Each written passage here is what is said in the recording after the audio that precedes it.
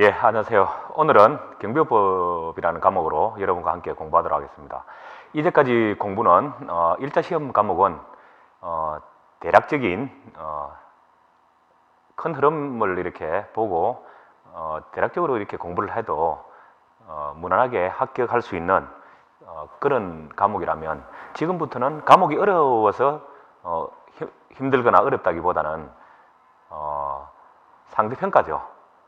누가 한 개 더 틀리느냐 맞느냐에 따라서 당락이 결정되기 때문에 다독하고 큰 그림을 그린 상태에서 단어 하나하나까지 관심을 가지고 공부를 해야 되는 그러한 과목이라고 생각합니다. 그래서 오늘 경비업법 총칙부터 여러분과 함께 공부해 보도록 하겠습니다. 경비업법이라고 하면 우리 6페이지에 목록 나와 있죠. 경비업법 제1조에 나와 있는 경비업을 육성 발전하고 그 체계적으로 관리하는 데 관하여 필요한 사항을 정함으로써 경비업의 건전한 운영에 이바지함을 목적으로 한다 해서 제1조에 나오는 이야기를 해놨죠. 그 다음 2조에 용어 정의가 나옵니다. 용어 정의는 굉장히 기초적인 분야이기도 하지만 꼭 시험에 나오는 분야이기도 하죠. 쉬우면서도 또 헷갈리는 그런 분야이기도 합니다. 경비업이라고 하면 용어의 정의에 있어서 경비 업무의 전부 또는 일부. 그래서 이거는 법 조항이기 때문에 한 단어 법률상에 어떻게 기술되어 있는지를 정확하게 기술되어 있는 표현을 숙지하는 게 중요하겠죠. 경비업의 전부 또는 일부를 전부만 하는 사람을 경비업자라고 한다. 이렇게 하면 틀리게 되겠죠. 그래서 전부 또는 일부를 도급받아서, 전체를 도급받아서 수행하는 영업, 이거를 경비업이라고 한다. 그래서 용어, 자, 이러한 경비업에는 종류에는 5가지가 있죠. 우리가 지난번에도 공부했을 때 시, 호, 신, 기, 특이라고 했습니다. 그래서 이 부분은 종류 그 자체에도 시험 문제가 나오겠죠. 시설 경비죠. 시설 경비는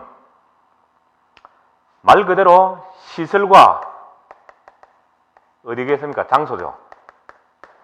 법률 조항에 이렇게 딱 명시를 해놨습니다. 시설과 장소, 이러한 범위를 법에서 경비 대상 뭐라고 그런다고요? 시설이라고 한다.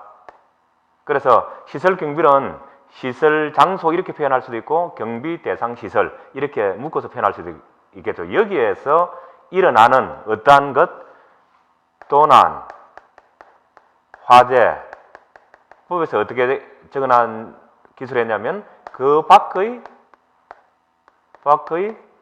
혼잡 등으로 어떻게 돼서 위험이 발생하면은 위험을 발생하는 것을 예방하는 일, 이거를 시설 경비라고 한다고 해놨어요.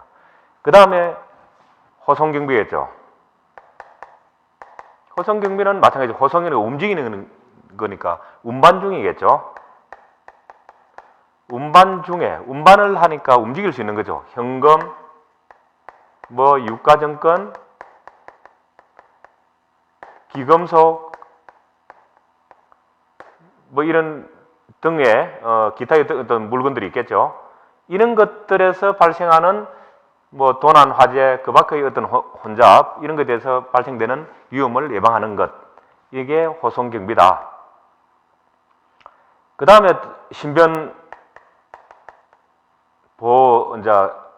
신변보호가 있겠죠. 이 부분은 뭡니까? 생명과 사람, 신변이니까 생명과 신체에 대해서 보호하는 업무가 되겠죠. 보호하는 것이 되겠죠. 기계 경비가 되겠죠. 기계 경비는 말 그대로 어떻게 되겠습니까? 기계를 통해서 경비를 하니까 경비시설, 경비 대상 시설, 경비를 해야 되는 대상 시설에 설치해놓은 CCTV죠. CCTV라든지 다른 이런 관찰할 수 있는 어떤 기기, 설치된 기기를 통해서 어떻게 되는지 이 기기를 통해서 외부 침입이 있는지를 감지를 하게 되죠. 감지해서 이러한 감지된 내용들이 송신되는 이런 시스템을 갖추고 이 송신된 시스템은 어디로 가겠습니까? 경비 대상 시설 외의 어떤 장소로 가겠죠. 시설로 가서 모니터링 되고 하겠죠. 이러한 시스템을 갖추고 경비를 하는 영업하는 게 이제 기계 경비가 되겠죠. 그래서 여기서는 경비시설 대상에 설치된 기기고 이러한 것들이 경비시설 대상 외의 장소에서 모니터링 할 수 있도록 하는 것. 요런 이야기, 단어 하나하나가 어떻게 표현되는지를 잘 아는 것도 중요하겠죠. 특수경비는 공항이나 항만, 그 다음에 원자력 발전소 와 같은 이러한 국가 중요 시설에 대해서 제공되는 경비가 되겠죠. 그럼 국가 중요 시설은 어떠한 시설들을 국가 중요 시설이라고 하느냐?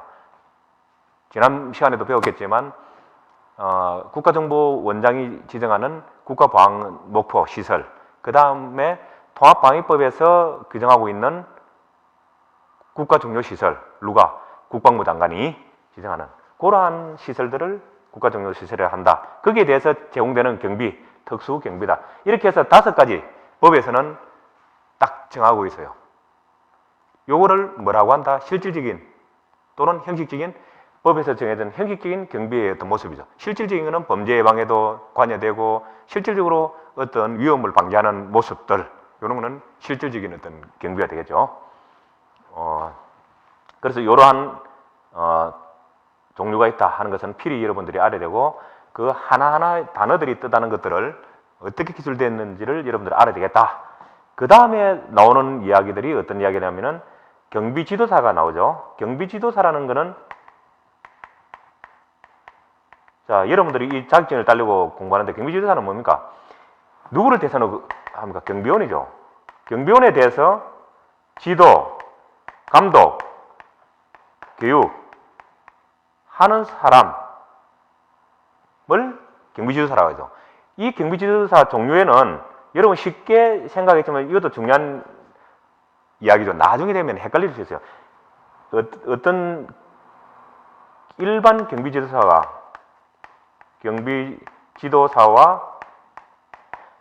특수 경비지도사가 있다? 이러면 틀리겠죠? 뭐가 있다? 기계 경비지도사가 있다. 해서 여러분 지금은 쉽게 외워지겠지만 나중에 말을 섞어 놓으면 헷갈릴 수가 있겠다. 그래서 일반 경비지도사와 기계 경비지도사가 있다. 그 다음에 경비지도사 나오서는 뭐가 있겠습니까? 경비원이 있겠죠. 자, 경비원은 경비업 허가를 받은 법인, 나중에 뒤에 나오지만은 경비업은 경비업 허가를 받은 법인만이 영위할 수 있다라고 법에 정해져 있어요. 그러한 경비 허가를 받은 업체에서 고용한 사람, 그 사람들이 경비원이 되겠죠. 고용한 사람. 그래서 이 일반 경비원에는 우리 경비지도사에는 일반 경비지도사와 기계 경비지도사가 있다고 했는데 경비원에 대해서는 어떻게 하겠습니까? 일반 경비지도사와 특수 경비지도사가 있다. 특수 경비원이 있다 해서 자, 헷갈리지 않도록 자, 여러분들 필히 용어 정의에 대해서는 단어 하나하나를 신경 쓰면서 알아야 되죠. 그 다음에 법에서 규정하고 있는 게 용어 정의에서 나오는 게 무기라고 되어 있습니다. 자, 어떠한 것을 법에서는 무기라고 하냐면 인명과 사람 생명과 신체에 대해서 신체죠. 신체들이 위해를 가할 수 있도록, 위험을 가할 수 있도록 제작된 권총과 소총 등을 뭐라고 한다? 무기라고 한다 해서 여기에 다른 단어들을 넣어 놓으면 틀릴 수도 있겠죠. 그래서 무기란 부분이고, 무기. 그 다음에 집단 민원 현장이라는 게 나옵니다. 자, 여러분들 이 부분도 약방이 감초같이 시험에 나오는 부분이죠. 집단 민원 현장. 자, 집단 민원 현장에는 좀 특수한 사항이죠. 그 위치가, 그 사항이. 그래서 7가지 사항에 대해서 법에서 이러이러한 곳을 집단 민원 현장이라고 한다. 거기에는 어떻게 경비원을 배치하고 경비지도사를 배치해야 된다. 배치된 경비지도사는 어떤 일을 해야 된다라고 명확하게 법에서 명시를 해놨습니다. 그래서 집단 민원 현장이라고 볼 수 있는 사항은 법에 첫째, 도시 및 주거환경 정비법이라는 게 있어요. 도시 및 주거환경 정비법. 자, 그러면 이 법에서 규정하고 있는 것 중에서 상호간에 이해가 대립되고 뭐가 있다? 다툼이 있는 현장을 집단 민원 현장이라고 한다. 두 번째, 또 여기에서 또 법이 나오죠. 노동조합 및 노동관계 조정법이라는 게 있어요. 노동관계 조정법, 정비법이고 조정법. 세 개 달리 기술되어 있죠. 여기에서 당사자 간의 노동쟁의 조정 신청을 한, 앞으로 알력이 일어날 수 있으니 조정해달라고 신청을 한 사업장 신청. 그 다음에 이거는 아직 촉발이 안 됐죠. 그 다음에 다툼이 있는 사업장, 다툼이 발생한 사업장이죠. 그러한 2개 사업장에 대해서 뭐라고 한다? 집단 민원 현장이라 한다. 그 다음 세 번째, 그 특정 시설물 그 설치와 관련하여서 민원이 있는 장소, 특정, 그러니까 우리가 혐오시설이나 내 어떤 주거시설 인근에는 설치 안 했으면 하는 이런 시설들이 많죠. 그런 특정 시설물 설치와 관련해서 민원이 있는 뭔가 어떤 말썽이 있어야 되는 거죠. 민원. 특정 시설이 있다고 해서 무조건 민원 현장이 집단 어떤 민원 현장이 아닌 거죠. 민원이 있을 경우에 한다. 그 다음 네 번째, 우리가 그 대기업들 보면은 TV에서 많이 나오죠. 주주총회와 관련해서 이제 하면은 소액 주주 가진 사람들 등등 해서 아예 입장을 시키지 않으면서 분쟁이 나기도 하고 여러 가지 형태의 분쟁이 생기는데, 그러한 주주총회와 관련해서 이해 대립이 있고 다툼이 있는 장소, 주주총회. 그 다음에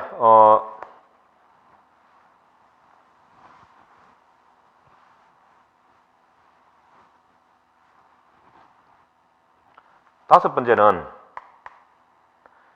건물 또는 토지, 부동산과 동산. 그렇죠? 건물, 토지 등, 그러니까 이거 부동산과 어떤 동산이죠. 이에 대한 소유권, 운영권 또는 관리, 점유권 등 이런 걸 통해서 법적으로 어떤 대립이 있는, 법적으로 어떤 권리 다툼이 있는 그런 장소죠. 다툼이 있는 현장이죠. 그 다음 여섯 번째는 100명 이상이죠. 무조건 이거는 이상입니다. 이거 이상 어떤 체육, 국제 행사 또는 어떤 게 있겠습니까? 사람이 모이는 국제 행사, 뭐 문화 행사, 예술 행사, 예술 뭐 체육 행사장 뭐 이런 장소에는 집단 민원 현장으로 본다. 그래서 시험에 나올 때는 100명을 뭐 50명, 70명 이렇게 바꿔서 나오는 경우가 많죠. 마지막으로 7번째, 어떤 행정대집행법, 그 정부에서 직접적으로 어떤 뭐 철거, 주택 재개발 지역 이런 데 철거하고 이럴 때 어떻게 합니까? 사람 인부를 대여해서 철거하기도 하죠. 그래서 행정대집행법에 의해서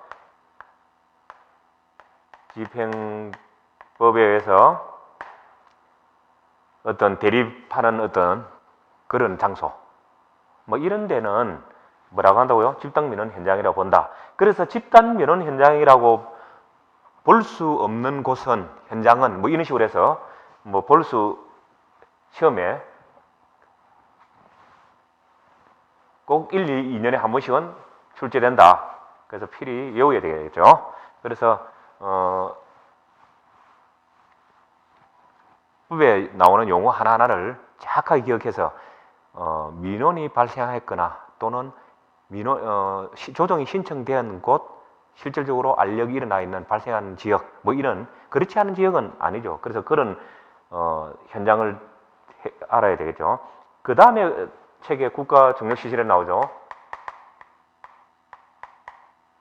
국가정력시설은 아까도 설명드렸던 바와 같이 뭐 공항, 항만, 원자력 발전소 등과 같이 국가 중요 어떤 시설, 그러니까 국가보안목포, 국가정보원장이 지정하는, 그 다음에 통합방위법에서 이야기하는 국가 중요 시설이죠. 국방부 장관이 지정하는 뭐 그러한 장소들을 정의한다 해서 이야기가 나오고 있고, 그 다음에 나오는 부분이 어떤 부분이 있겠습니까? 특수 경비업자의 업무 개시 전 조치라는 게 있습니다. 업무 개시 전 조치. 그러니까 쉽게 말해서 업무를 시작하기 전에 미리 해놔야 되는 게 뭐 있느냐 이 뜻이죠. 그래서 여기서 나오는 거는 뭐냐 하니까 특수경비업자가 지방경찰청장, 이게 중요한 거죠. 특수경비업자가 누구에게? 지방경찰청장이죠. 청장에게 어떤 업무를 미리 해야 된다고요? 비밀 취급 인가를 받아야 되는 업무, 미리 사전에. 그래서 그 대상이 누구다? 지방경찰청장이다. 경찰서장에게 한다, 경찰청장에게 한다, 국가정보원장에게 한다. 이런 거는 틀린 내용이 되겠죠. 특수경비업자의 업무 개시 전 조치 사항하면 이런 내용이다 하는 게 용어정에 나와 있죠. 그 다음에 넘어가기 전에 이러한 것들이 되어야 되고, 지방경찰청장은 이러한 어떤 요청을 받았을 때는 어떻게 된다고요? 청장을 통해서 누구에게? 국가정보원장에게 뭡니까? 비밀취급 인가를 요청할 수 있도록 조치를 해야 된다, 이런 이야기 되죠. 그러니까 보안 측정을 받을 수 있도록, 비밀취급 인가와 관련된 이게 보안 측정이죠. 측정을 받을 수 있도록 요청할 수 있도록 절차를 이렇게 해줘야 된다는 거고, 그 다음에 나오는 게 기계 경비업자의 대응체계, 기계 경비업자의 대응체계 라고 하면, 이 용어 속에는 아까 우리 기계경비업자업이라고 하는 것은 경비 대상 시설에서 설치된 어떤 기기를 통해서 감지하고 그런 것들을 송신해서 경비 대상 시설 외에서 모니터링하는 그런 시스템을 갖추는 게 기계경비업이라고 했는데, 그러한 감지한 것을 통해서 신속하게 대응할 수 있는 인원이 현장에 위해 요소가 있을 때, 침입자가 있다라고 했을 때 대응하는, 현장에 도착시키는 소요되는 시간 25분. 뭐라고요? 이내 도착. 시간 중요하죠. 그래서 우리는 10분, 군대 갔다 오신 분들은 10분 뭐 대기죠. 뭐 이런 거 하니까 10분이라고 오해할 수도 있는데 25분 내에 도착시킬 수 있는 이런 시간 개념을 여러분 시험에 잘 나오기 때문에 꼭 암기해 주셔야 되겠죠. 이러한 용어가 나오고 그 다음에 나오는 용어가 경비가 필요한 시설. 책 몇 페이지죠? 8페이지죠. 자본에 보면 경비가 필요한 시설 등에 대한 경비 요청이라는 이야기가 나옵니다. 여기에도 지방경찰청장이 어떠한 권한을 행사할 수 있다? 행사장 그 밖에 많은 사람이 모이거나 시설 또는 장소에 혼잡이 일어나서 위험을 방지해야 되겠다라고 생각할 때는 경비원에 의해서 경비를 서게끔 하든지 또는 경찰력을 배치할 수 있도록 요청을 하도록 이렇게 이제 해주는 거죠. 그래서 행사 개최일 전에 당해 행사의 주최자에게 경비원에 의한 경비를 실시하게 하거나 부득이한 경우에는 지방경찰청장에게 이야기를 해달라는 거죠. 언제까지? 행사 개최 24시간 전까지. 24시간 전까지 지방경찰청장에게 알려달라. 어떻게? 누구에게? 지방경찰청장이죠. 그래서 행사장을 관할하는 관할경찰서장 이렇게 하면 틀리게 되죠. 그래서 주체가 명확하게 누군지, 시간은 몇 시간 전인지, 24시간 전 이런 개념을 여러분 명확하게 알아야 되겠다. 이런 내용들은 시험에 약방의 감초같이 나옵니다. 그 다음에 마지막으로 호송경비의 통지.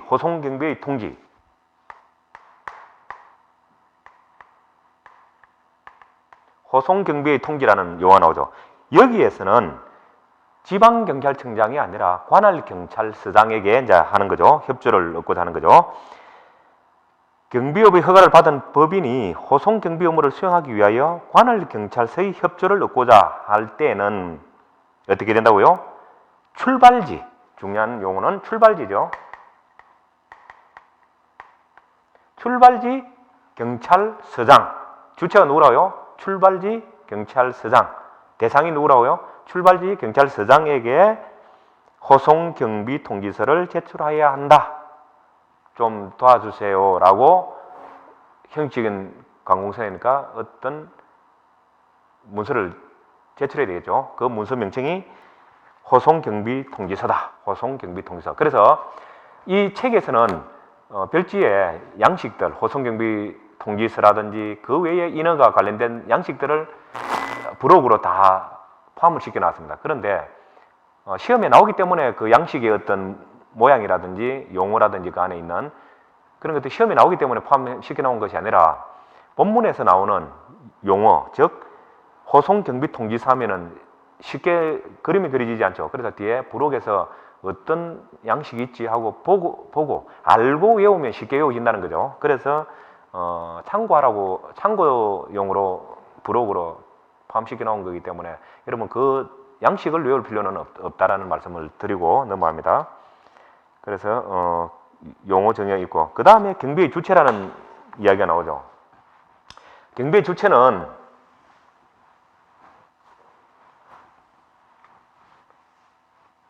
누가 경비 업무를 할 수 있냐 이런 이야기죠. 경비의 주체는 아까도 이야기했지만은 경비업 허가를 받은 법인만이 그 영업을 할 수 있다라고 법에 정해있죠. 그래서 경비업은 법인이 아니면 이를 영위할 수 없다라고 명확하게 법 3조에 이제 나오는 부분이고 그 다음에 경비업의 허가 등에서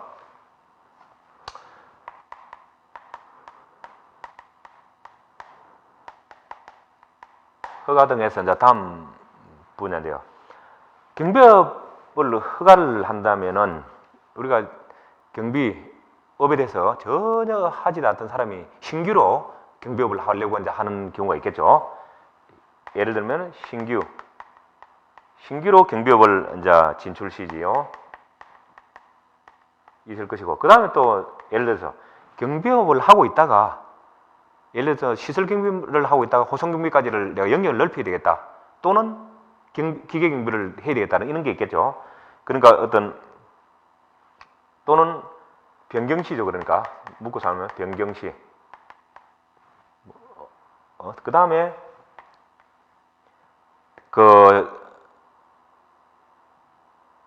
그러니까 조금 전에 했던 게 어떤 새로운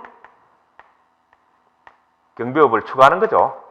추가시고, 그 다음 변경시, 뭐 기계 경비 업무를 하다가 뭐 인력으로 간다거나, 인력하다가 다른 호송이나 다른 변경시, 뭐 요런 종류들을 상정해 볼 수 있죠. 그래서 법에서도 요런 세 가지를 상정해 놨어요. 요 세 가지를 상정해 놓고 어떻게 하냐면은, 요러한 사람들이 이렇게 변경을 하거나 새로운 걸 추가하려고 할 때는 뭐라고 법에서 표현해 놨냐면은, 경비업을 특정한다라고 했어요. 경비업 특정. 그럼 내가 신규로 전철하려고 해도 내가 시설 경비 업무를 할 건지, 기계 경비 업무를 할 건지, 특수 경비 업을 할 건지, 그걸 정해야 되는 거는 너무나 당연한 이야기죠. 그렇게 해서 요거는 경과라고 볼까요? 요거는 구분이라고 보고, 그럼 이렇게 되겠네요.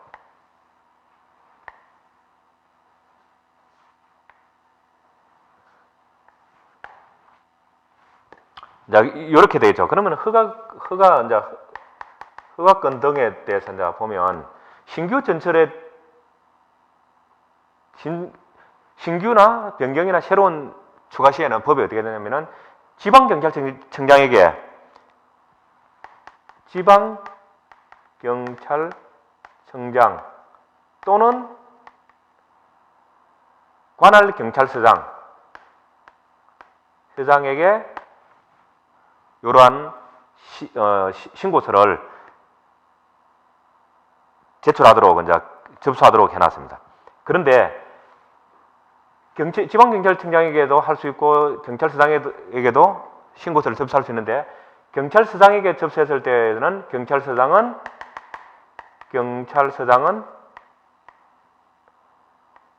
지방경찰청장에게 당연히 보고해줘야 되겠죠. 그렇게 이제 명시를 해놨어요. 해놨고, 그 다음에 여기에는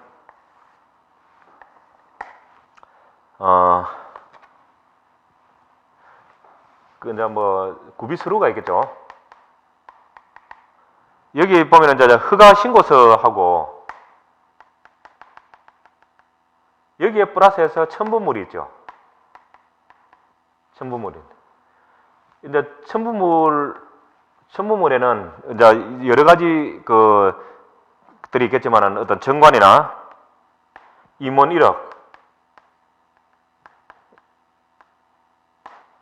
그죠? 경비 인력 시설, 그 다음에 경비 인력 규모, 시설, 장비, 뭐 이런 확보 계획이죠. 그래서 인력이나 시설, 장비 이런 게 확보되어 기존에 있으면 그거로 와서 현장 확인하고 끝나지만, 없을 때에는 계획서를 제출해야 된다 하는 거죠. 이런 이야기들이 법에 이제 구체적으로 설명되어 있습니다. 그래서 변경시에는 허가신청서, 변경시에는 어떻게 되어 있습니까? 변경 신청서가 있겠죠. 변경 신청서, 변경 허가 신청서네요. 변경 허가 신청서가 첨부하는 것은 내용은 동일하다 해서, 이런 도표로 정리를 하면 쉽게 이해가 될 수 있겠죠. 이렇게 정리해 볼 수 있겠다. 근데 이제 여기서 다음 장에 나오는 내용이지만은,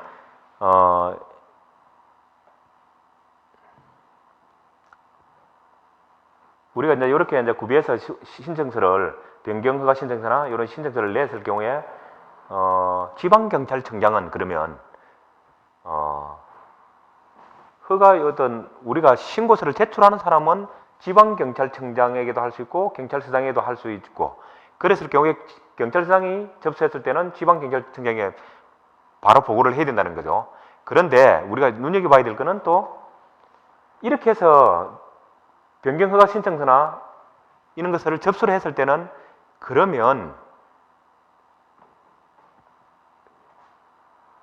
확인을 해야 되겠죠. 확인은 누가 하느냐 하면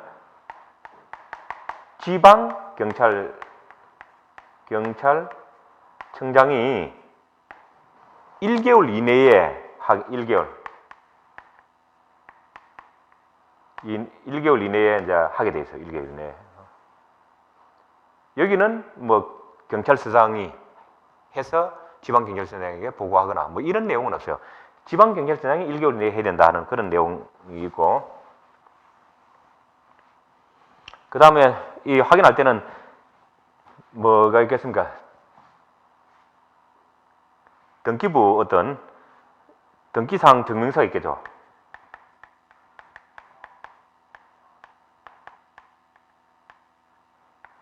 누가? 지방경찰청장은 등기부 증명서를 통해서 확인을 해야 된다. 이런 이야기가 있죠.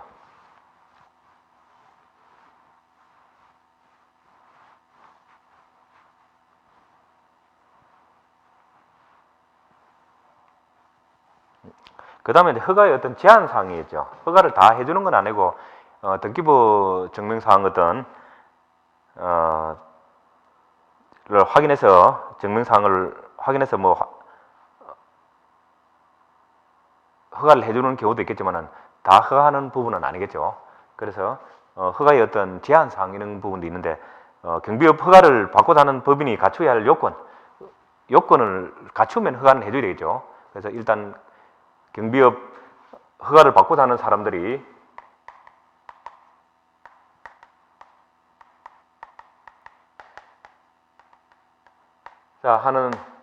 받고자 하는 사람들이 갖춰야 될 것들은 어떤 것이 있는지, 갖춰야 될 거.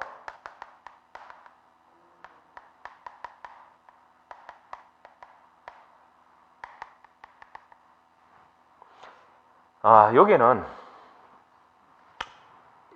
뭐 시험 99% 시험 나올 수밖에 없는 그런 내용이죠. 우리가 법에서 규정하고 있는 경비업에는 시설, 경비, 시호, 호신, 시호, 호신, 시호, 신기, 특이죠. 시호, 신기, 특. 신변보호, 호송이죠. 신변보호, 기계, 경비, 특수경비 해서 이렇게 5가지가 있다라고 했는데, 다 갖춰야 될 내용들이 조금씩 다르다는 거죠. 허가를 받기 위해서는. 그래서 인력을 보면, 인력은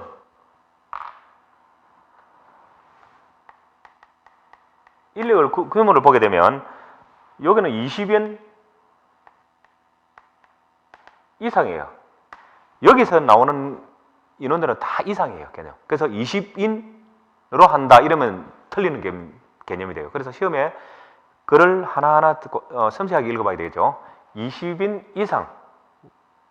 그다음 호송경비 같은 경우는 어떻게 되겠습니까? 요 두 개는 무술 유단자, 그러니까 5명 이상. 요도 이상. 기계 경비 같은 경우는 전기, 통신, 뭐 이런 분야에 있는 기술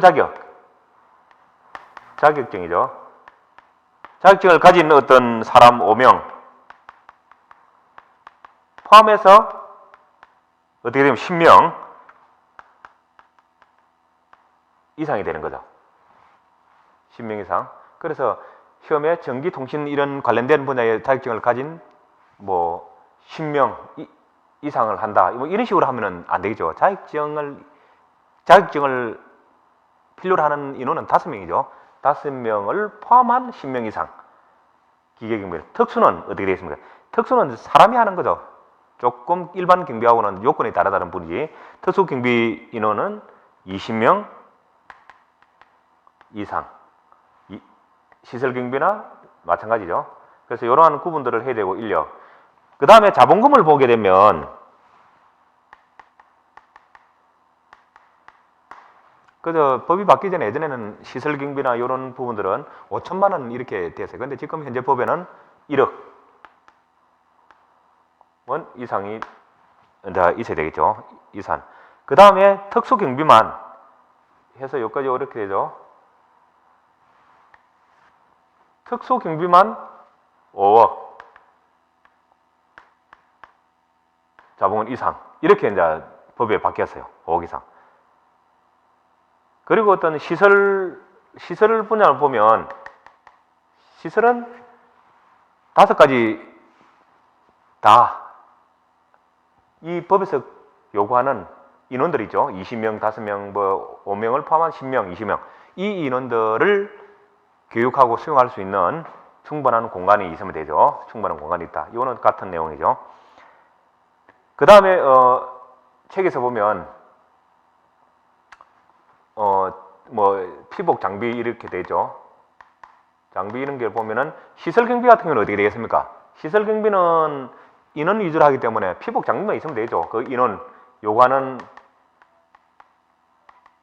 인원수 이상의. 그 다음 특수 경비도 인원을 주로 하기 때문에 똑같이 피복 장비.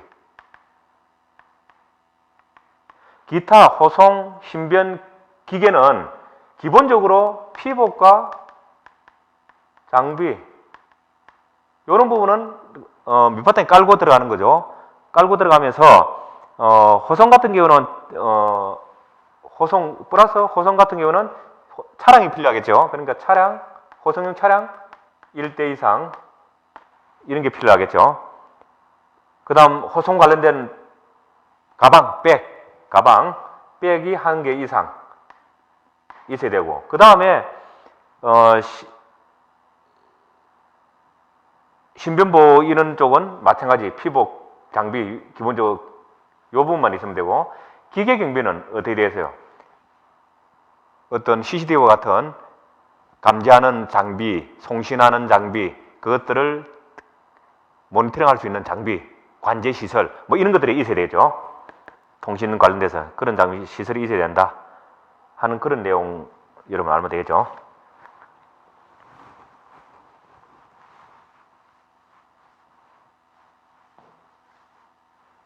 그 다음에 관제 시설하고 위험 요소가 있으면 출동해야 되는 차들이 있어야 되니까 차량은 출장소별 2대 이상. 이 부분이 빠지네요. 이 부분도 중요한 부분 되겠죠. 출장소별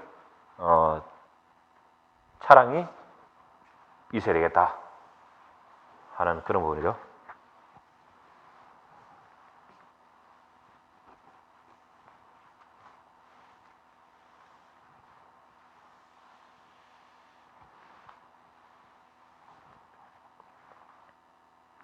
자, 그러한 내용들이 10페이지에 나오죠. 10페이지에 나오고, 그래서 여기에 10페이지에 보면은 중요한 그 밑에 비교 부분에 중요한 부분들이 이제 또 나오네요. 자본금 관련해서는 예를 들어서 시설, 아까 우리 특수경비 분야는 5억 이상이지만은 나머지는 1억이었죠. 그래서 예를 들어서 시설경비에서 1억만 있으면 되는데 특수경비를 하겠다 하면은 그 1억을 포함한 추가 부만 내면 된다 이거죠. 그 다음에 특수경비 하는 사람이 일반 시설경비나 다른 걸 할 때는 5억이기 때문에 필요한 1억 이상의 어떤 자본금이 있기 때문에 추가로 돈이 필요하지 않다라는 그런 내용들이 있고, 그 다음에 보게 되면은 무술 어떤 유단자라고 하는 거는 이거는 다 그냥 공직에서 인정되는 그러한 것들의 부분들하고 그 다음에 공직에서 인정하는 부분의 어떤 가맹단체, 그러니까 국민체육진흥법에서 인정하는 대한체육회 가맹단체나 문화체육관광부에서 등록된 무도 관련 단체가 인정하는 데서만 인정하는 어떤 자격증만 인정하겠다 이런 이야기죠. 그런 게 알면 되겠고, 그 다음에 중요한 부분이 호송용 차량이죠. 그래서 시험에 나올 때는 호송용 차량의 정의에 대해서 문구 하나하나를 여러분들은 암기를 해 있어야 됩니다. 호송용 차량이라고 하는 것은 현금이나 그 밖의 기존품의 운반에, 여기까지는 평이하죠. 경고성과 안전성을 갖추고, 여러분은 경고성과 안전성 기억을 해야 되겠죠. 그 다음에 무선통신시설,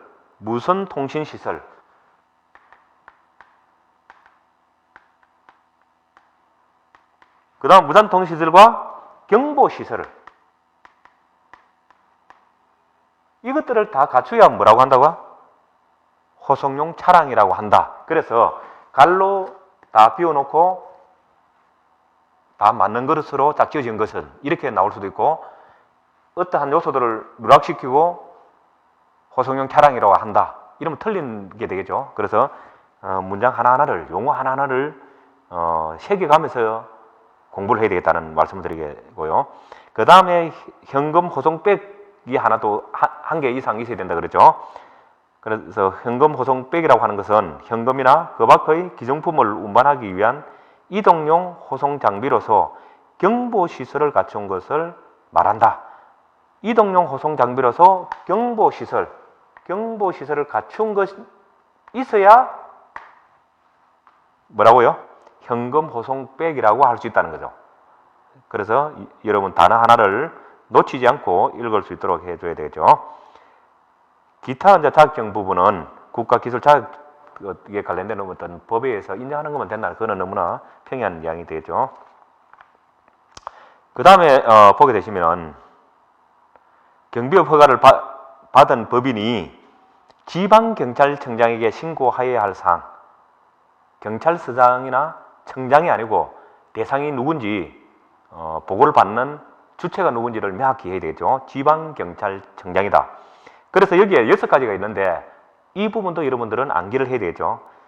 영업을 우리는 아까 하려고 이제 신고한 부분이 있으니까 뭡니까?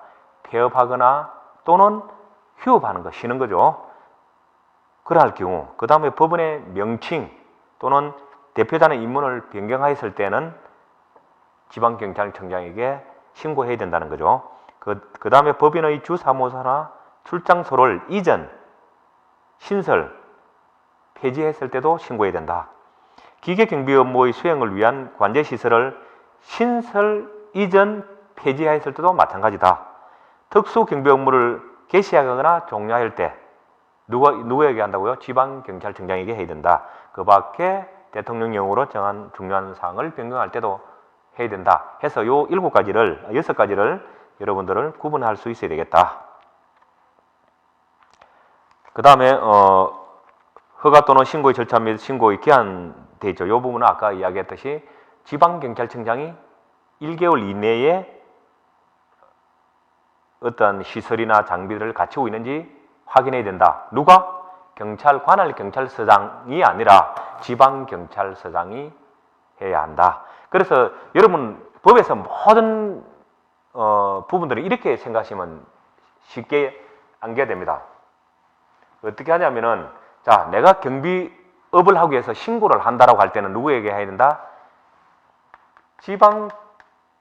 지방경찰청장 또는 관할 경찰서장에게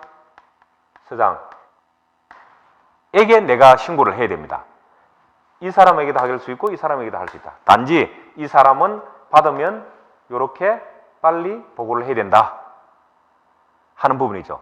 모든 신고서를 신고할 때는 이런 시스템입니다. 법에서 이렇게 다 규정해 놨습니다. 그런데 뭐를 신고를 받아서 확인하거나 조치하거나 하는 부분에 대해서는 두 사람이 아니라 지방 경찰청장이 해야 한다. 그래서 요건을 인원이나 장비 1억 원 자본금은 해당이 안 되죠. 그저 인원, 시설, 장비를 갖추고 있는지를 확인할, 이미 갖춰지고 있으면 확인해서 허가를 해주면 되겠지만, 그렇지 않을 경우에는 뭡니까? 계획서를 제출한다 그랬죠. 계획서를 제출하고 나면 지방경찰청장이 1개월 내에 확인한다. 누가? 한 사람이 한다는 거죠. 그 다음에 확인한 게 등기사항 증명서. 등기사항 증명서를 통해서 확인해야 된다. 누가? 지방경찰청장이. 이렇게 생각하시면 되겠죠. 아까 설명드렸던 부분이 나오고요. 그 다음에 여러분 보게 되면은 또 마찬가지죠. 여기에 11, 12페이지에 걸쳐서 허가 여부를 이제 결정해서 통보를 해줘야 될 거 아닙니까? 그죠? 이때도 마찬가지죠. 누가 한다고요? 지방경찰청장이 하는데, 지방경찰청장이 뭐를 검토해서 결정하느냐 하니까,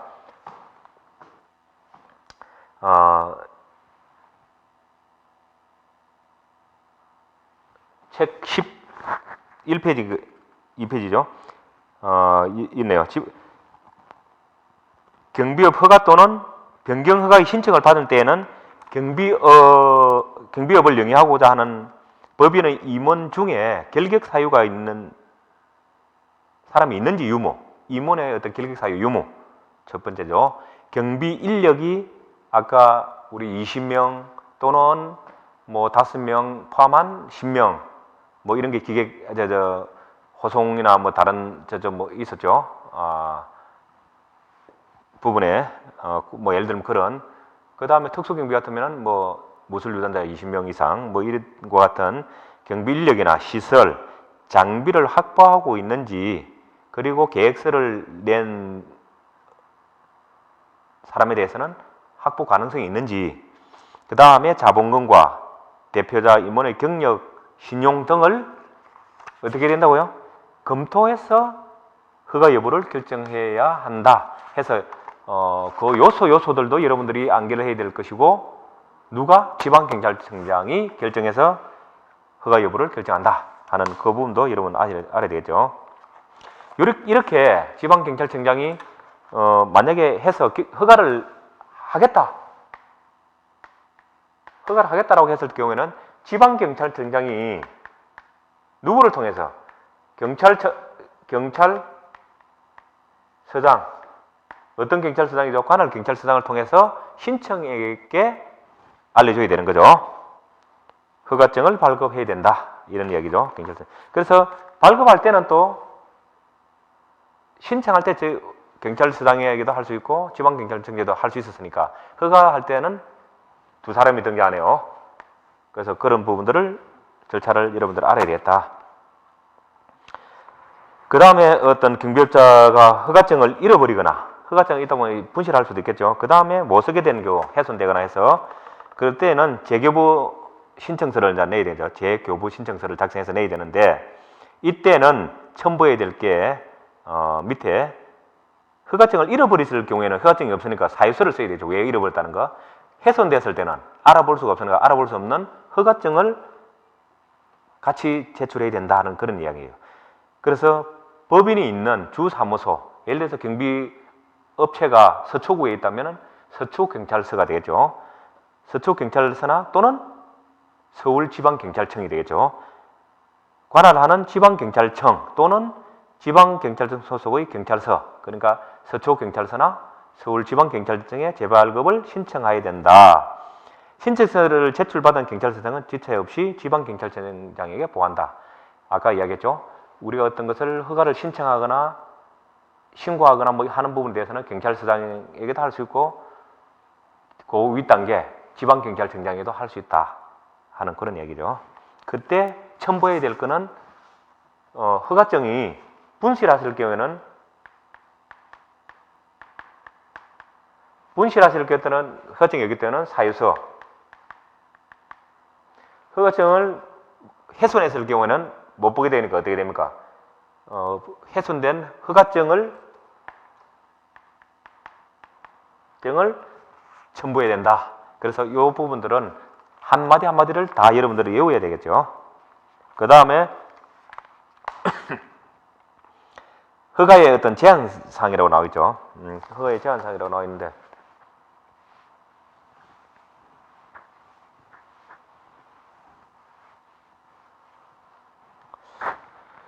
쉽게 말해서 이제 허가 제한을 할 수 있는 것은 경비업체가 A라는 경비업체가 있다 그러면 그와 똑같은 경비업체 명칭이 동일한 경비업체는 허가를 할 수가 없다는 거죠. 제한되고. 그 다음에 허가받은 경비업 외의 어떤 이런 쉽게 하면은 경비업에 우리 할 수 있는 영역이 이렇게 있었습니다. 5가지 있었죠. 근데 경비업 허가를 받은 게 요만한, 예를 들면 시설경비면 시설경비 또는 기계경비면 기계경비로만 허가를 받으면 요 영역만 경비 업무를 해야 되는데 넘어서까지 어떤 경비 업무를 하게 했거나 이거는 경비 허가만 받으면 할 수 있는 영역이죠. 그렇지 않고 아예 경비 업무를 할 수 없는 다른 영역의 어떤 바깥 영역에 일을 시켰을 경우에는 이 뜻이에요.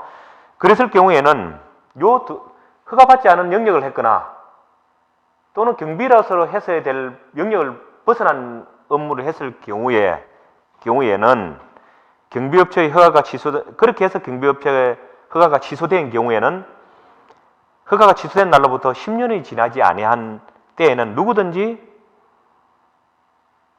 허가가 취소된 경비업체와 동일한 명칭으로 경비 허가를 받을 수가 없다는 거죠. 2가지 사유.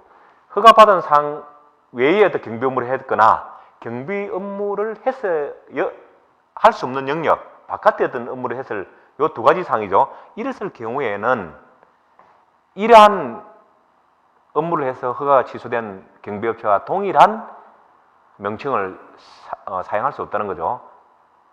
10년 이내까지. 10년이 지나지 않으면 이제 그렇게 동일한 명칭을 사용할 수 없다는 거고, 예를 들어서 이렇게 해서 2가지 경우 해서 법인명의나 또는 여기 책에 보면은 임원, 책임이 있는 사람들이죠. 임원을 변경 하더라도 이렇게 해서 다른 업체 명칭을 똑같이 쓰려고 한다고 하더라도 5년은 경과해야 된다는 이야기죠. 5년이 지나지 않은 때에는 경비업 허가를 받을 수가 없다. 그죠?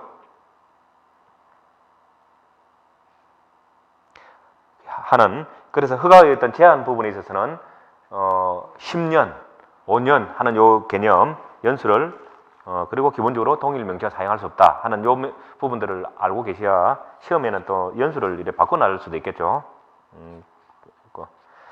허가의 유효기간 등이라는 부분이 나옵니다. 12페이지죠. 허가의 유효기간은 5년입니다. 한번 경비업을 허가를 받으면 5년 동안 쓰고 다시 갱신을 해야 되겠죠. 말로 되면 갱신 허가를 받아야 되는데, 갱신 허가는 또 어떻게 했습니까? 관할 경찰서장이 아니라 지방 경찰서장에게 30일 전에, 다음 장에 나오죠.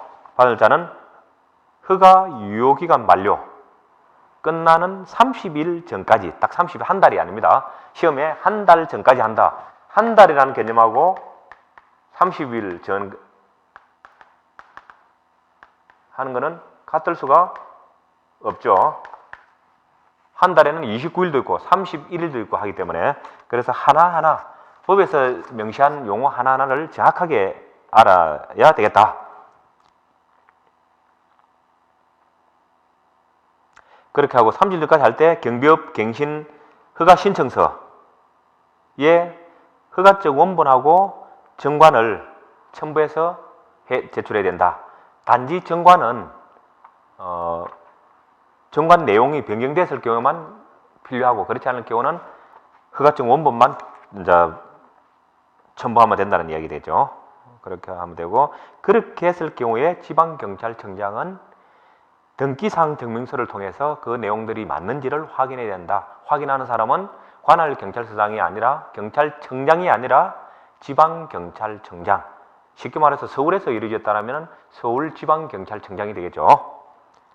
예를 들어서 뭐 서초구에 있는 업체다면 서초경찰서장이 하는 것이 아니라 서울지방경찰청장이 하게 된다.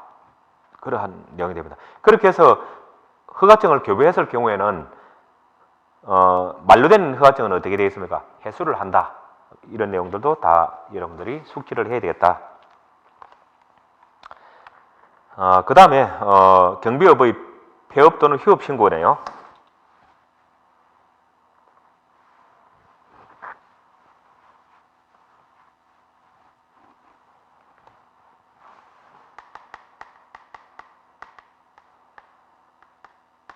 자, 여기에서는 무조건 7일이 나옵니다. 7일 이내.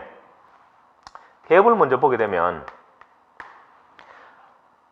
폐업한 날부터 7일 이내 폐업 신고서하고 뭐합니까? 허가증. 폐업하니까 근데 허가증이 필요 없으니까 그죠? 허가증을 내는 게 7일 이내. 그 다음에 휴업도 마찬가지죠. 7일 이내에 하면 되죠. 그래서 여기도 우리가 어떤 것도 폐업 신고서나 휴업하는 것들을 내낼 때는 어떻게 한다고 그랬습니까? 지방경찰청장 또는 관할 경찰서장에게 할 수 있다 이런 거죠. 그러나 경찰서장은 지방경찰청장에게 보고를 해야 되는 거예요. 그래서 모든 법정에는 우리 신고하는 사람이 할 때는 그런 식으로 되어 있습니다.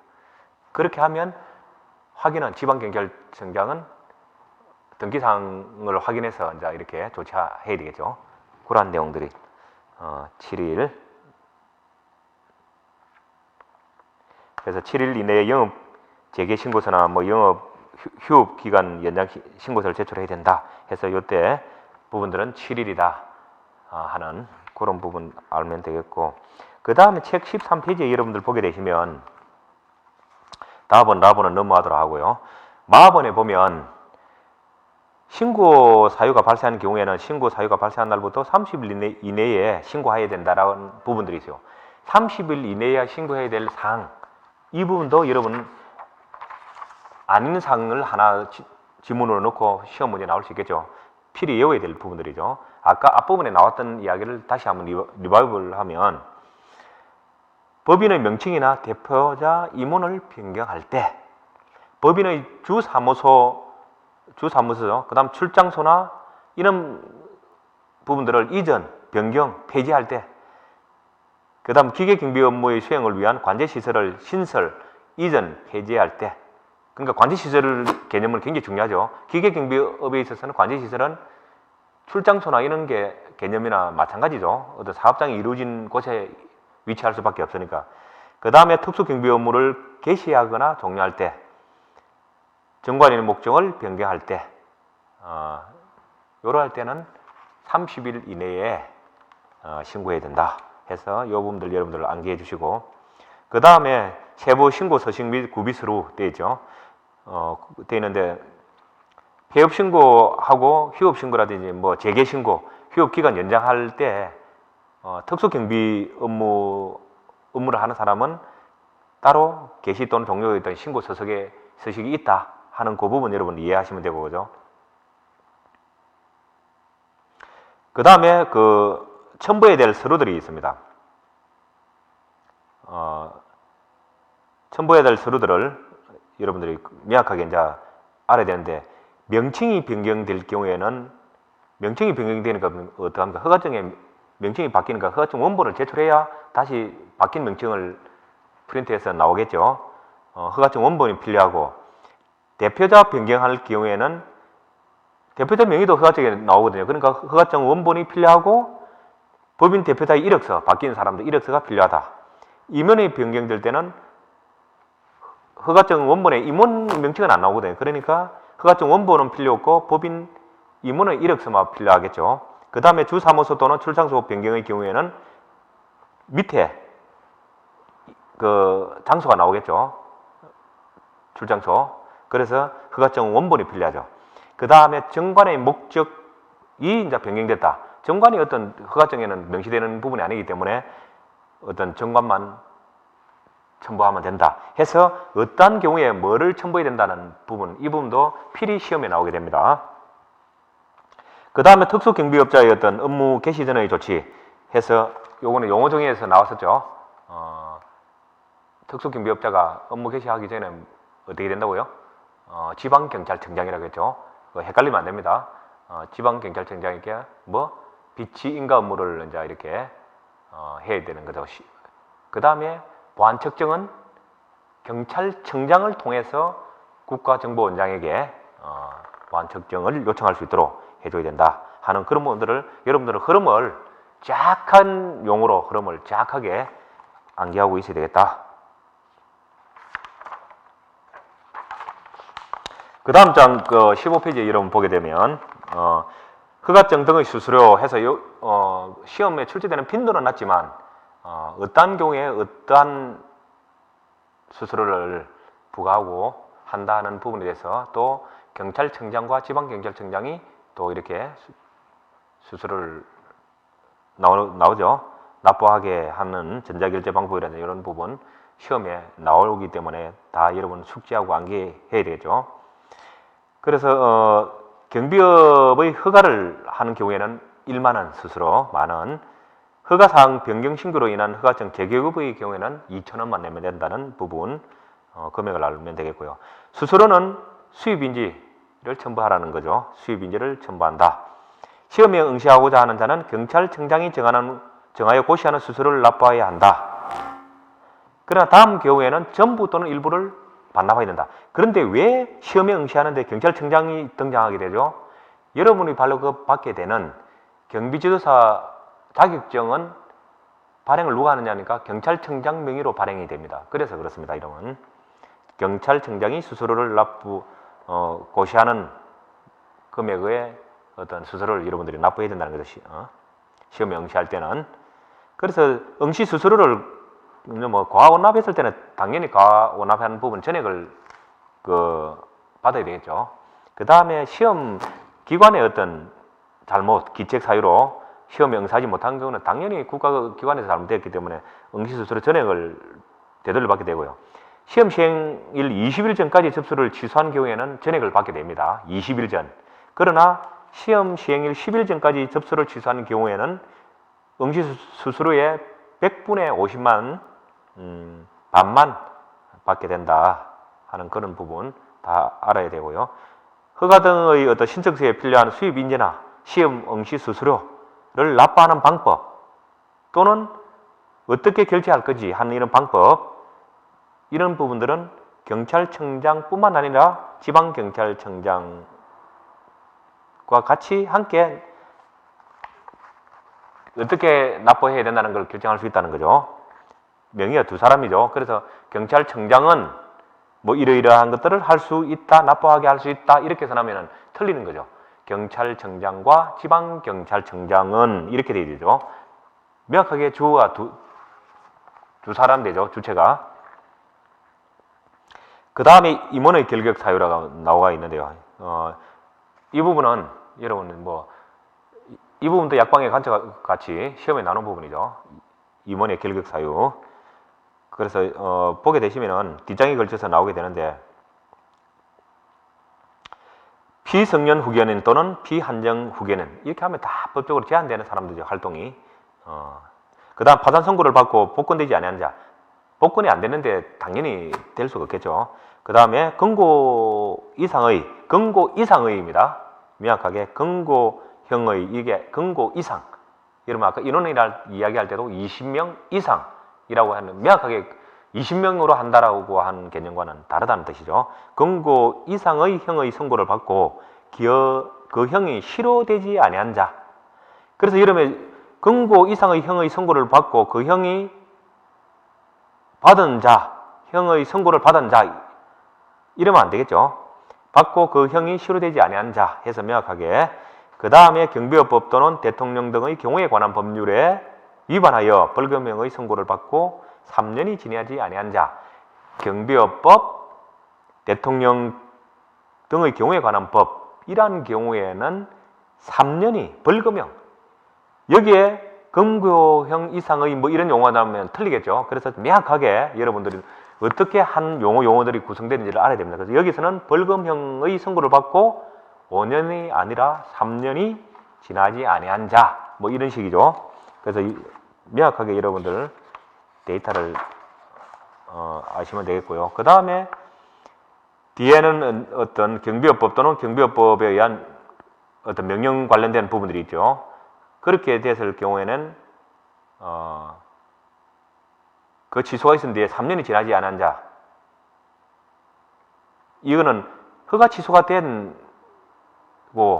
그때 있었던 임원이 동종의 어떤 경비 업무를 수행하는 법인으로 갔을 경우에 동종의 경비 업무를 하려고 할 경우에는 3년이 지나지 하면 안 된다는 그런 이야기죠. 그렇게 하고 그 다음에 허가받은 6번항 허가받은 경비 업무 외의 업무에 경비원을 종사하게 한 경우나 아까 이 이야기죠. 경비업을 할 수 있는 영역이 이만큼이라면 허가는 요만큼 받았어요. 그런데 이 허가받은 범위를 넘어선 행위를 하게 하거나 또는 경비 업무 영역이 아닌 업무를 하게 된 경우, 두 가지 경우죠. 한 경우에는 그때 그런 사유가 있었을 때 임원이 되었던 자는 허가가 취소된 날로부터 5년이 지나지 아니하는 자는 임원이 될 수가 없다. 결격 사유죠. 될 수가 없다는 거죠. 그래서 3년, 5년에 대한 내용들을 여러분들이 잘 읽어보면 되겠죠. 그 다음에 경비업자의 의무에서 이 부분도 여러분 그 시험에 종종 나오는 이야기입니다. 그래서 경비업자는 경비 대상 시설의 마음대로 하는 거 아니죠. 경비업자는 경비 대상 시설의 어떤 이 건물이라면 건물 주인이 되겠죠. 소유주나 관리자, 소유자와 관리자를 합쳐서 시설주라고 하죠. 이 개념도 여러분 알아야 되죠. 이 어떤 관리권 범위 내에서 이렇게 경비를 해주세요, 써주세요라고 하면 그 관리권 범위 내에서 해야 된다는 그런 말입니다. 그 다음에 경비업자나 부당하게 어떤 경비업을 성실하게 해야 되지 어떤 부당한 것일 때는 성실하게 임무를 수행할 것을 요구하는 것들은 수용 가능하지만 부당한 것을 요구하면 거부할 수 있다는 그런 뜻이고요. 그 다음에 경비업자는 당연하게 경비의 어떤 권리, 의무 이런 것들 침해해서는 안 된다. 이런 것들은 당연한 이야기죠. 그 다음에 임원이나 직원이었거나 지금 직원이거나 직원이었던 사람, 옛날에 사람도 어떤 비밀 누설 관련 부분에 대해서는 저촉된다. 부당하게 비밀을 누출해서는 안 된다. 이런 이야기죠. 그 다음에 경비업자는 허가받은 경비 업무 외의 업무에 경비원을 종사하게 해서는 안 된다는 그런 이야기. 그건 당연한 얘기죠. 그 다음에 집단 민원 현장에는 경비를 배치를 시켜야 됩니다. 그리고 경비지도사가 위치를 해야 됩니다. 그 장소에는 경비지도사를 선임하고 경비원들을 지도 감독하게 해야 된다. 그래서 당연한 얘기죠. 경비가 있는 곳에는 경비지도사가 지도 감독하는데 단지 그 경비지도사가 집단 민원 현장에서 어디 갔죠? 집단 민원 현장에서 위치한 일반적인 경비지도사가 아니고 집단 민원 현장에 위치한 경비지도사.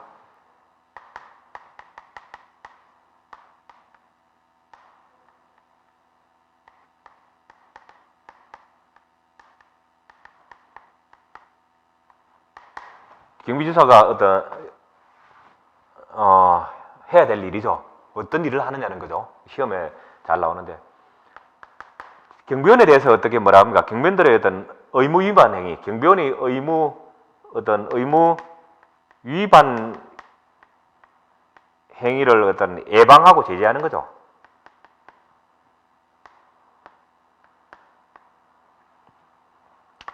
그 다음에는 어떤 경비원의 어떤 복장과 관련된 복장 착용 등을 어떤 지도 감독하고, 그 다음 경비원의 어떤 뭡니까? 장비 휴대하고 사용에 관한 거, 장비 휴대 사용에 관한 지도 감독. 그렇죠. 그 다음 네 가지의 경비원에 대한 배치된 경비원의 어떤 명부, 관리, 뭐, 요런 업무를 한다 해서 일반적인 경비 지도사의 임무도 중요하겠지만 집단 민원 현장에 위치한 경비 지도사의 임무가 하는 역할이 뭐냐라고 했을 때 네 가지 법에서 명확하게 명확하게 규정하고 있습니다. 그래서 필히 암기를 해 두셔야 되겠죠. 그 도표로 요약해 놓은 부분이 되겠습니다. 그 다음에 특수경비업을 하는 업자의 경우에는 특수경비업자가 들어간 곳은 국가중요시설이죠. 항만, 공항, 뭐 이런 원자력 발전소 이런. 그렇기 때문에 거기에는 경비가 어떤 중단이 되거나 끊겨서는 안 되죠. 그렇기 때문에 어떤 법에서 규정을 어떻게 해놨냐고 한다면은 경비 업무의 수행이 중단되는 경우에 시설주의 동의를 얻어서 바로 다른 경비업자 중에서 경비 업무를 대행할 수 있도록 경비업을 대행하는 자, 경비 대행업자라고 여기는 이제 법에서 한다고 해놨죠. 지정하에서 허가관청에 신고하여야 한다. 미리 그 경비 대행업자를 지정해가지고 허가관청에 신고를 해놔야 되죠. 그래야 경비를 못할 경우에 대행업자에게 이야기를 하면은 즉시 대행업자가 경비를 대체하게 되는 거죠. 공백이 없게끔 하기 위해서 법에서 정해놓은 거죠. 그래서 시험에서 잘 나오는 거는 경비 대행업자는 통보를 받은 후 24시간 내에 경비업을 대체해야 된다. 그게 아니죠. 그 다음 장 아예 보면은 경비 대행업자는 통보받은 즉시 그 경비를 인수해야 된다. 그리고 경비 대행업자가 경비를 하다가 또 경비를 못하게 되거나 이랬을 경우에도 마찬가지 평소에 그런 대비해서 허가관청에 경비 대행업자를 또 다른 대행업자를 지정해 둬야 되고 어떤 일이 있을 때는 즉시 다른 경비 대행업자가 즉시 경비를 수행할 수 있도록 해야 된다는 그런 이야기죠. 그런 부분이고 그 다음에 조금 전에 이야기했던 것보다는 좀 해수관은 자주는 안 나오지만은 3, 4년에 한 번 정도는 나오는 특수경비업자가 할 수 있는 경업할 수 있는 경비업 외에 할 수 있는 영업이죠. 제조 어떤 경비업과 경비 장비 뭐 관련된 제조 설비 판매, 그 다음에 네트워크를 활용한 정보산업, 시설물 유지 관리업 및 경비원 교육업 뭐 이런 것들. 그러니까 다 여기서는 경비 관련된 업무와 관련된 것만 영업할 수 있도록 해놨죠.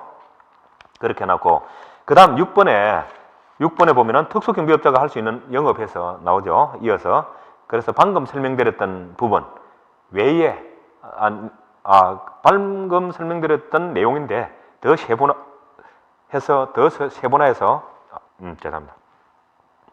특수경비업자가 할 수 있는 영업에서 세분화해놨죠. 그래서 여기에 시험에는 갈로 안의 부분들이 잘 나옵니다. 그래서 자물쇠 제조 등 경비 관련 제조업에 한정한다. 그러니까 자물쇠, 금고 이런 걸 경비하고 관계되죠. 여기에 한정한다. 그 다음에 분사기 및 소화기 제조, 전기 경보기 및 신호 장비 제조업, 그 다음에 전자카드 제조업, 통신 및 방송 장비 제조업 해서 그 다음에 이어져죠. 넘겨보면 쭉 많은 내용들이 나옵니다. 그래서 그 뒤에 보면 소방시설 공사업, 그 다음에 배관 및 냉난방 공사업 해놨는데 갈로 부분을 여러분 잘 보시면 소방시설 공사 등 방제 관련 공사의 한정. 그래서 재난을 방지하는 거니까 우리 경비하고 관련이 있죠. 그런 업무에 한정한다. 다 그렇게 되죠. 쭉 내려가서 보다 보니 갈로 부분 소방시설 설계 등 방제 관련 건축 설계. 그 밑에 부분에 보면 소방공사 감리 등 방제 관련 서비스업. 방제 관련 서비스업이죠. 그러니까 방제 관련된 거는 포함이 된다는 거죠. 쭉 내려오고 해서 마지막에 주차장 운영업 등 이런 것들이 있죠. 그래서 이 부분에 대해서는 여러분들이 필히 연관지에서 어떤 내용 하면은 골라낼 수는 있을 정도로 숙지를 해야 됩니다. 그 다음 기타 이제 상기 영업에 부수되는 뭐 그런 것들은 어떤 것들이 부수된다 이런 거는 경찰청장이 지정하고 고시한다 하는 정도는 여러분들 아시면 되고요. 그 다음에 1강 마지막 부분이죠. 경비업 도급인 등의 의무 이래 되어 있습니다. 우리가 예를 들어서 집이 아파트가 있다면 아파트 단지가 있으면 동대표 그 다음에 뭐 아파트 관리 쉽게 해서 관리 사무소를 뭐 예를 든다면 그 사람들이 아파트 경비를 해달라고 하는 도급인이 되겠죠. 경비 업무를 받는 수급인이 되겠죠. 수급. 자, 요런 경비 업무에 대해서는 전적으로 영역을 따서 우리가 경비 업무를 하게 되는 거죠. 경비업을 도급을 주게 되고 그 다음 수급받은 사람은 수급받은 사람으로서의 어떤 의무가 있는 거죠. 그래서 누구든지 경비업 허가를 받지 아니한 자에게 경비 업무 도급을 하여서는 안 된다. 이 사람이 경비업 허가를 안 받았는데 이 도급인이 이렇게 경비 업무를 해달라고 업무를 주면 안 된다는 뜻이죠.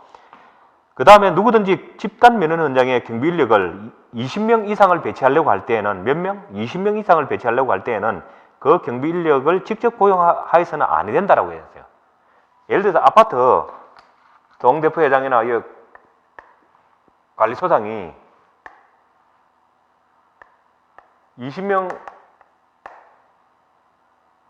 집단 면허 현상이 벌어졌을 때는 20명 이상의 어떤 경비를 배치하려고 할 때는 그냥 배치하면 안 된다는 거죠. 직접 고용해서 배치하면 안 된다는 거죠. 하죠. 그러나 집단 면허이 발생하기 얼마 전? 3개월 전이라고 밑에 전하죠. 발생 3개월 전. 이때는 3개월 전부터 계속 거기에 근무하고 있던 경비는 계속 그렇게 경비를 세워도 된다는 이야기죠. 그렇게 세웠는. 그 다음에 경비 업무를 도급하는 자는 그 경비 업무를 수급하는 이 도급하는 자는 수급하는 경비업체에 대해서 경비원을 누구를 뽑아라, 무자격자를 뽑아라, 배제해라 이렇게 경비원 채용 시에 무자격자나 부적격자 등을 채용하도록 관여하거나 영향력을 행사해서는 아니 된다라고 딱 법에까지 명시를 해놨어요. 왜 그렇게 했습니까?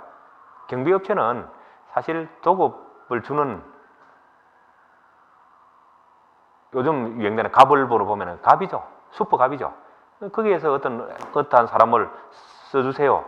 자격도 없는 사람 하면 안 됩니다라고 할 수가 없죠. 그래서 법에 아예 이렇게 명시를 해놨는데 실질적으로 효력이 있는지는 현장에 근무하는 분들의 이야기를 들어볼 필요가 있겠죠. 해서 이번 여기까지는 경비업법 1강 공부였고요. 여러분들은 공부를 2차 시험 대비한 공부는 처음에는 숲을 그려야 될 것이고 다독을 해야 되겠죠. 쭉 하고 해서 갈수록 한 단어가 의미하는 것 하나하나를 섬세하게 따지면서 공부를 해야 되는 시기다 라는 말씀을 드리면서 1강 강의를 여기까지 마치겠습니다.